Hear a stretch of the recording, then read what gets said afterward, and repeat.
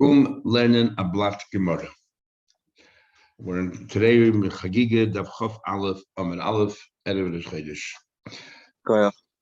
Quickly, I will remind you what we did so far. It was just the Mishnah. The Mishnah was drawing contrasts between the laws of Kachim and the laws of Truma. And the Mishnah was telling us that there are many chumras in Kachim that you don't have in Truma. The Mishnah is like in two halves. So, for example, the first thing is the Mishnah said that when it comes to Truma, you're allowed to put one keli, one vessel inside another vessel and immerse them together. But by Kachim, we don't allow that. Now, why we don't allow that, that's what we're talking about today, and why with Truma is not a problem. The next thing we learned was another difference is that if you have a keli that has a number of kelim inside it, for example, the handle is concave, so you can put something there. If you turn the keli over, the bottom of the keli is able to is a receptacle, and so then if one of those parts become tummy, the rest of the keli does not become tummy. It's like we treat as three different kelim. That's by Truma. When it comes to kachim, it's like one big keli.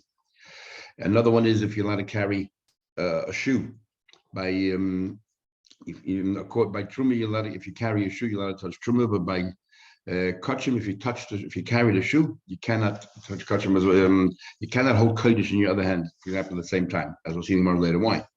Then we said that the clothes of somebody who's careful and is always eating Truma is not good enough when somebody wants to eat Kachim, he's considered tummy. And then we said another thing is, for example, that by Truma, if you want to go ahead, by Kachim, if you want to go ahead and let's say and table something, you have to first untie everything and make sure it's dry before you table the clothes. And afterwards you tie it up. We're worried about a chatzitza. The spittle itself might be, an interception between the water of the mikveh and the clothes. But by Truma, it doesn't matter. You can tie it first. It's not that tight. And it doesn't matter if it's wet and table the kelim. Then we said, kelim that, let's say, remember, keli does not become ready to makabel truma until it's completed. So if you made sure the last part of the construction of that utensil you were tar, for kodesh you still have to take it to the mikveh. This is omid rabban, but not for truma. All of these things are chumras. These are like omid rabbanans. Another thing is if one loaf of bread in a keli becomes tameh, by truma, each one that it touches is a generation lower.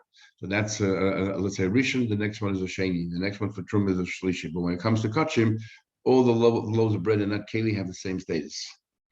Another one is that by Kodesh we go to the fourth generation, and by Truma we only go to the third generation. I told you last time there's a big argument in Australia when we say Kachim go to the fourth generation. Is that only if it touches Kachim that was the third generation?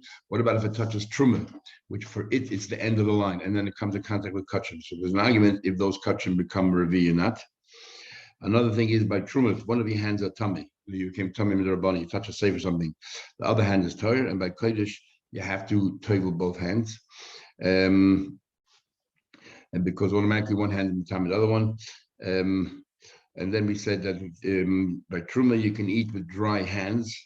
You can dry, if your hands are tummy, but it's dry, you can eat Truma because nothing is going to happen. It's not going to pass into on, but not by Kodesh. And by Kodesh, you can't. And furthermore, by Kodesh, you have a rule that chibas HaKodesh, that the fact that you love Kodesh, then it so prepares the food, you don't even have to prepare it. And the last thing with the Mishnah was that somebody who was an Einan, for example, who couldn't eat kachim while he was an Einan, couldn't eat kachim after the 7 days mikveh. They were telling me there were 7 days mikveh, what's at night, they need tefillah, the Kodesh, but not for Truma. If they want to eat now kachim after they did all that, it's a chumrah, you have to go to mikveh again. But Truma, you don't have to go to mikveh again. So these are all the chumras. Now, let's go to the Gemara.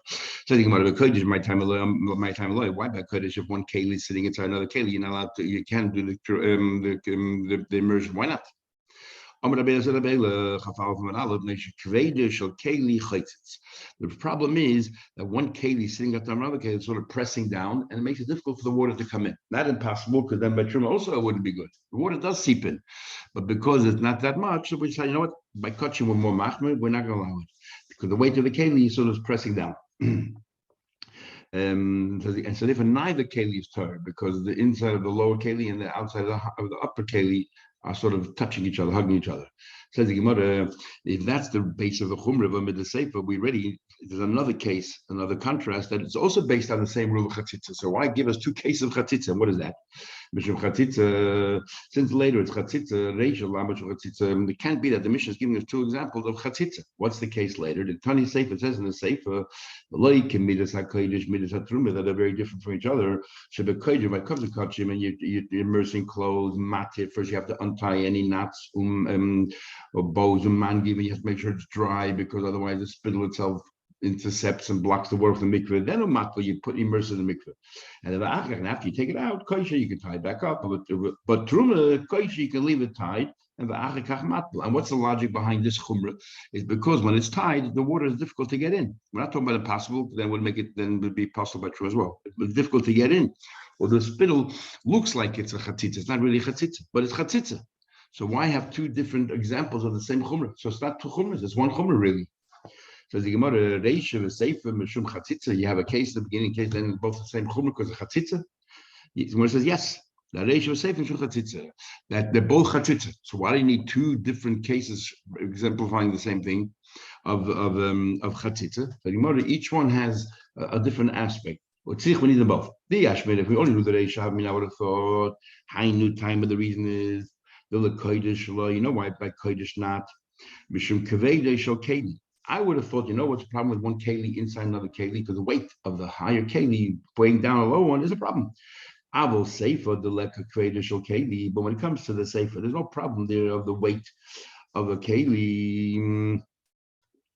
So then we would say that afilu lekodesh not chatzitza. Or they will say, well, the knot, the bow that you made is nowhere as tight as the weight of a keli, so maybe that's permitted. If we only go by the case of the spittle or the having thought high time lekodesh law, why not? Mishum the kitra b'maya, because that what they get, you tied it with the water. Haduki made it. If it's tied and then a little water gets in, it actually makes it tighter. It makes it hug each other tighter. It's like sticky. Avoration. But when it comes to the keli, what happens? There's already water sitting in the bottom keli. You take the top keli and you put it inside. Is that the reish the mayakui makle lemonas? There's already water there in surrounding the keli. So therefore, it's not really a chatzitza. Loihavi chatzitza. We shouldn't. There's not even a basis for a chumrah. What happens is the keli then immerses the water, and then you put another keli inside it. So I would have thought there's no real chatzitza here at all because the water is already existing before. Therefore, you need them first. And even if you put the keli in later, once you put in the water makes it float. The water lifts the keli a little bit. So I would have thought that's not a problem with chatzitza. So I'm telling you now that we're worried in both cases. So there's two. So in other words, instead of being 11 chumras in our Mishnah, there are actually 10. And one of the chumras we have to give two different examples. And Rabbeinu Tamei Rabbeinu considers this view. The Amr says Rabbeinu Amr Chanina Bapapa. Rabbeinu says the name of Chanina Bapapa. Eser Milas Shonukat. There's only 10 chumras mentioned in our Mishnah. Chamesh Rishon is the first, and what's the difference between the two halves of the Mishnah? The first 5 is Bein Kodesh, Bein Lechulin Shenasal Taz Kodesh, whether it's real kachim, or whether you're eating one of those people who are very careful of Purushim, that you eat chulin and the same level as the Tara of kachim. So all of these 5 chumras apply to you. Aber Acharein is the last 5, LeKodesh. The last 5 are only chumras that apply to real kachim. But not when it comes to chulin that are made of taras hakodesh. Now, why should it be a difference? My time, what's the difference in the first 5 chumras that you say it's equal to whether it's kachim or whether it's chulin shenasa taras hakodesh, and the second set of 5 chumras is only for real kachim, but not for chulin shenasa taras hakodesh. Why should it be a difference? So he explains. Chomesh kamaisa, the first 5 cases, the islu, drora, the tumah, medaraisa, each one of them, there's a chash that it could lead to a tumah for the Torah. For example, you put one keli inside another keli, that if there would be a real chatzitza, then it will be a problem from the Torah. So therefore, so therefore, because it borders on the Torah, you know what? We are going to be machmer. The next case, for example, we had those 3 different, a keli that has 3 different kelim built in, like you turn the keli over, you can use that as a receptacle. The handle has a groove that you can use that as a receptacle. So again, even though that by kelim, if it becomes tameh from the outside, with mashkin. The whole tum is on the rabbanon, but it's based on the fact that we're scared by a zov. If its spittle is tumah midiraisa, so it's sort of connected somehow to a tumah deraisa. So therefore, again, we're machmer, and so on and so on. Same thing with the shoe. We'll see in the Gemara later why we're very machmer with the shoe. It's a chashash of a tumah deraisa about a guy whose shoelace broken. We'll see later. It's a chashash of a tumah deraisa. And the story later on is that somebody's shoe tore, and he picked up the shoe and placed it on the barrel to get it fixed. And by mistake, he took the shoe. He was a zov, and he took the shoe and he took it over the ear. Remember, a barrel from externally does not become tummy because it's made out of earthenware, but it becomes tummy from aviv, from inside. And the clothes of somebody who eats truma is not good enough for kodesh, because what are we worried about? We're worried about that maybe his wife Anita sat on it, so that's a tumah deraisa. And keli that are completed, why do we say that it's even though it's completed with tara, it's not good enough for kachim? Because we're worried about the spit of an amaretz, and the amaretz might be a zav. Okay, so therefore, all those that could lead to a tumah deraisa, and we're just being machmer, then it makes no difference. Kachim or chulin shenasa tasha kodesh, gazu b'hu rabban. Bein lekodesh, bein lechulin shenasa kodesh. Whether it's actually directly kachim or chulin that you eat, and the level of taza kodesh. Abba basaisa, the last 5 cases, the less lahu derota the tumah deraisa. There's no connection to tumah of the Torah at all. Whether you make all the loaves of bread treated like the same level, or each one a different generation. All the 5 cases that we have, since all the chumras with rabbanan with no chash that it might lead to an issue of the Torah, then you know what? We're only going to be stringent when it comes to kachim from the Torah. Is the where are we? Is the is the gozu b'rabbanan l'kodesh. So we're only machmir when it comes to kachim. But if somebody's just very frum and they eat ordinary food on the level as if it's kachim, like gozu b'rabbanan, wouldn't go. So that's Rabbeila, and that's Rabbeila, and Rabbeila learns only 10 chumras in the Mishnah, and there's 2 examples of chatzitza. Comes along, Rav, he disagrees. Rav says, "But the sefer having mishuchatzitza, I don't like it. I don't believe the Mishnah will give us 2 different cases to do with chatzitza, especially not even next to each other." Rav says, "But the sefer having mishuchatzitza, the end because of chatzitza, the reisha la mishuchatzitza. The first case about one keli inside another has nothing to do with chatzitza. So what's the problem then? The reisha haina time we are worried." That the word as follows: if you can put one keli inside another keli, and no matter, and you don't make a difference of how wide, the keli has to be, the bottom one to be able to put something inside it and becomes Torah. Next time you're going to use a bottle that has a very narrow neck, and what can already fit in there? Only needles and those forks that you use for spinning. And if they're tameh, you'll put them in there to become Torah, and that definitely is not, because we know if the neck is too narrow, we'll treat, even though you place it inside the mikveh, we'll say the keli is like a separate mikveh, and you don't have 40 soy inside that bottle, and therefore the needles won't become tired. So therefore, we made a gzeira that you shouldn't put one keli inside another keli, because next time you don't understand the difference, the nuances, and you're going to go ahead and put inside a bottle with a very narrow neck. But every time you shouldn't then go immersed needles and these forks that you don't have in its opening like the straw, the size of a straw, which is, as we'll see, Rashi says, we'll see in what it is. Now we learn the Mishnah. We have a thing called hashaka. You have 2 mikvahs, and you want to be able to mix. Let's say you have a proper mikvah of 40. So you have another mikveh of 20 saw. How do you get the mikveh of 20 saw to become kosher? So it's called hashaka. They're kissing each other. So if you have, if there's water between the 2, it combines the 2 together. So now we say this. When do we say the hashaka? Is mikveh. So the 2 mixes are mixed together. Kishvayferes hanoid. If they're mixed together like the size of the width of a tube. It's not just the internal opening, but you include also the circumference, and you combine the 2 together. What size should it be? Kishtei etzbois, like 2 fingers. That's Rashi's girsa. You have to be able to place 2 fingers there, and it should be enough room that you can move your fingers around throughout. So that means it's not just that you can squeeze the 2 fingers. There's to be a bit more room than that, so you can just twirl them around. So therefore, that is what we're worried about. That's why we don't want one keli inside another keli, because next time you'll put these needles, which is a keli, inside a keli with a narrow neck, and that definitely will not work. So and this is a chash of a tumah in the Torah, because if you take the needles, you put it in a tube, an arrow tube, you put it in a mikveh, it won't be a mikveh at all. So my Torah won't be Torah. So therefore, we're going to every keli up to that. Says the Gemara, because Rabbi holds, yeah, you'd and he believed not like Rabbi Eilu says the Mishnah is only 10 chumras, and the two of them are really only one. Two of them are examples of chatzitza. He holds like Nachman named Rabbi Abu that there are 11 chumras here. Each chumra is a separate chumra. Sheish Rishon is the first six. The first six are not two cases of chatzitza. The very first cases we're worried about using a narrow neck next time, and the last case of the six is about the chatzitza. But that tying and untying, bein lekodesh, they apply to whether it's kachim bein lechulin shenas lekodesh or chulin which is done out of the kodesh. Acharonis, the last ones are lekodesh. The last five are only for kachim, but not for chulin shenas. Avaloi lechulin shenas lekodesh.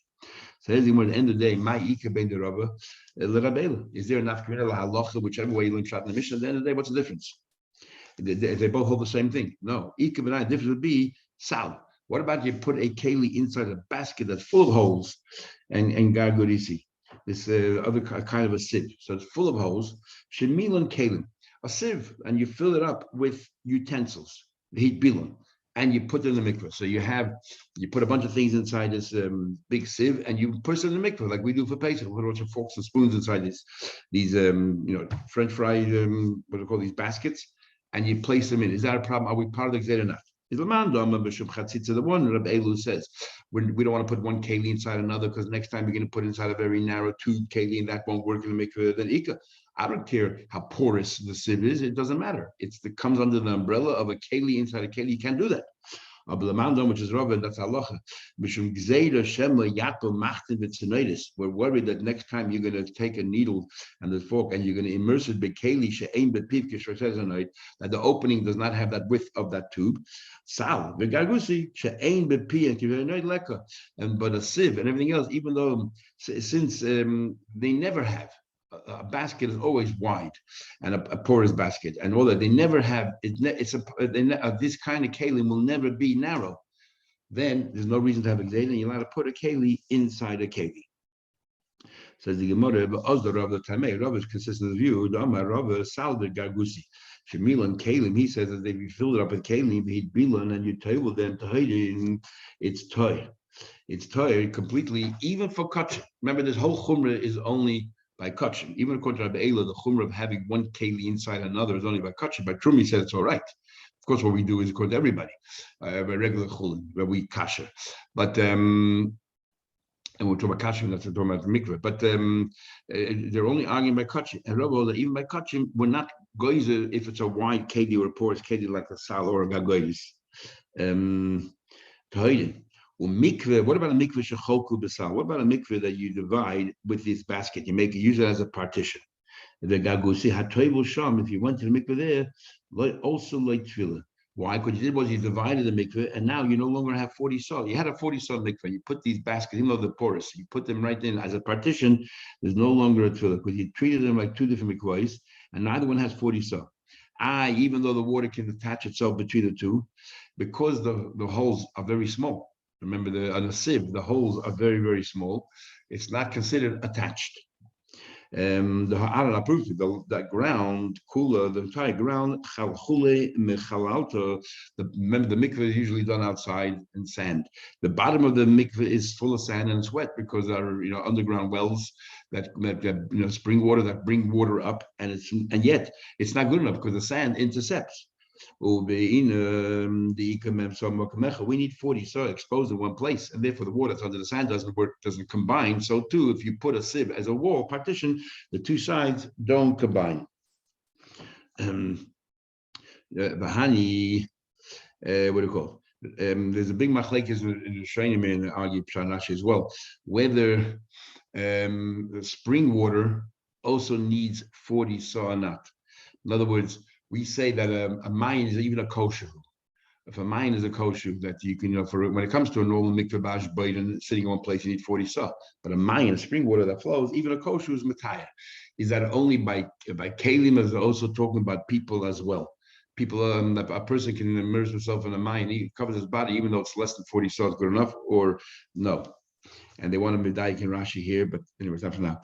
So the Gemara says, "V'hani mili." When is all this talk about that? If you when do we say that if you table? When do we say interesting law that if you table in a bottle, you put something inside a bottle where the neck is very narrow, and the thing you put inside does not become tired, is only if that bottle was tired in its own way, its own right. It was tired.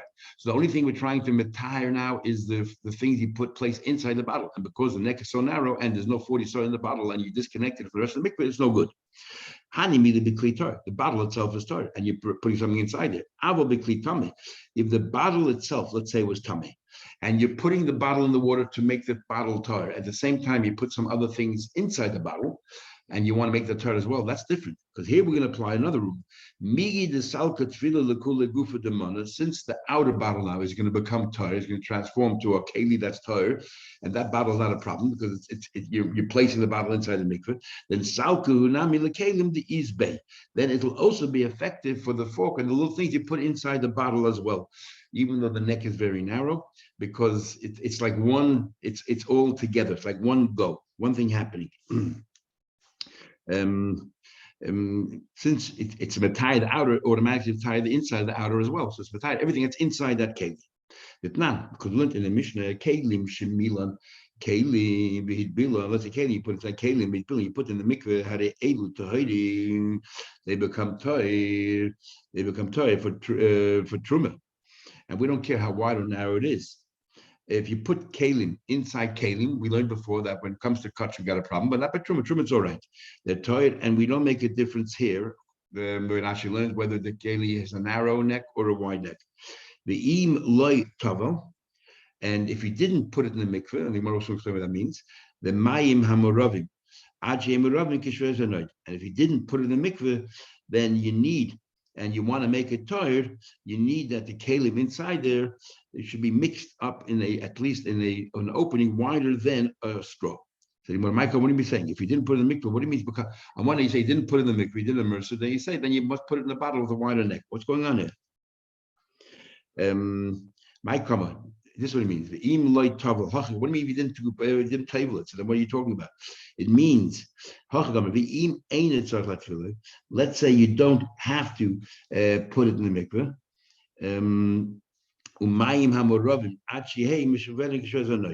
And then if you don't have to go to the mikveh, then when you want to mix the waters together, they have to be like shreferes anoid. We'll go back to this part tomorrow, and we'll continue tomorrow. Tomorrow.